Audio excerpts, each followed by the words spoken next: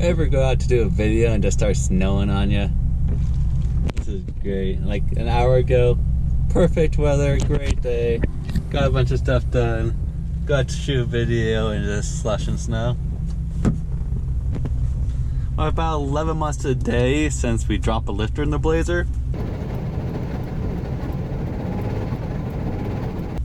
But we actually got up and running again. Thought maybe 3 or 4 months at the max. Get a new engine, not a problem. But it was almost 11 months today until we actually got the Blazer up and running again. Last week we thought we had the Blazer back running again, but we didn't put enough transmission fluid in it and ended up losing the 2.4 band that took out second, fourth gear and kind of burning up that torque converter. So we had to put a new transmission in it this last week. In the 9 months we've been working on, we swapped out the engine, torque converter, and transmission. We ended up having to swap out the torque converter and transmission again. To get the engine to work with this rig, we had to get custom oil pan headers.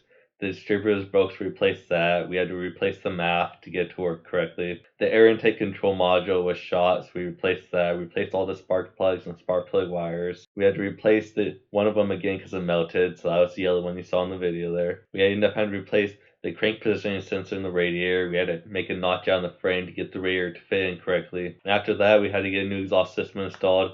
Then we caught the spare tire in the back rear on fire, so that was fun. Then to get the engine fit in the first place, we had to get custom engine mounts or get the 4.3 engine mounts and get adapter plates on that to get to fit correctly. Now, we're not 100% done yet, but we can at least drive it and shake it down a little bit, figure out what else is broken, needs more adjusting. Still need to replace the radio, probably going to replace the steering wheel, need to fix the oil spout on it, and probably replace a few little things to get adjusted right.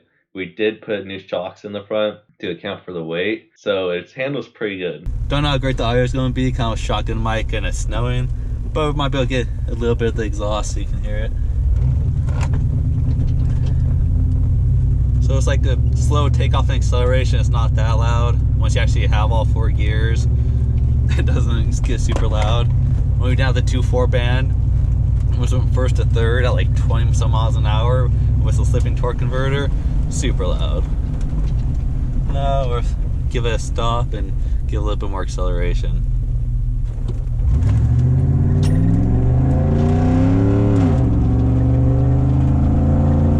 Now that sounds like a V8. I think we got the tires to slip a little bit too.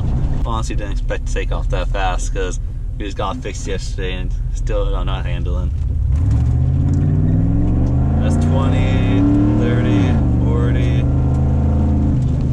That's not even to the floor.